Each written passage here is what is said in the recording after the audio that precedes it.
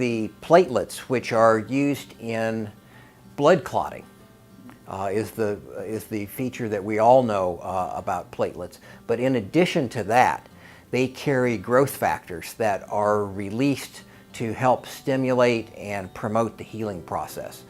The vampire procedures are named for their use of the patient's own blood that we draw like a lab test, and then that's spun down to derive the platelet rich plasma, which contains growth factors.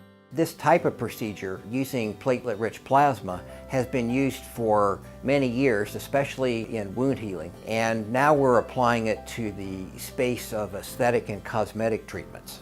The Vampire Facelift is the first of these procedures to be trademarked. We're combining a filler like Juvéderm as the first part of the procedure, and then that's followed by the use of this platelet-rich plasma.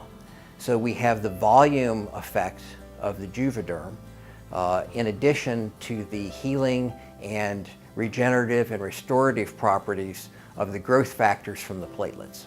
The next procedure is the Vampire Facial, which is combining the growth factors from the platelet-rich plasma with microneedling. Microneedling is the use of what's called a micropen or a dermapen on the skin. The platelet-rich plasma is then absorbed through these little pinholes in the skin, which are not deep, and it's not painful to have this done. But this requires nothing to be done under the skin. The platelet-rich plasma is placed on top of the skin and soaks in from the top.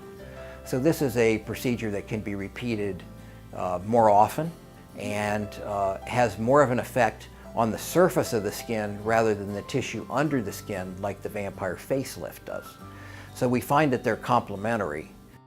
In addition to using the procedures that we have on the face, it's been now developed that using these growth factors in feminine areas to improve female sexual response and to treat urinary incontinence has been very successful. We have a companion treatment for men as well, which is a treatment for erectile dysfunction.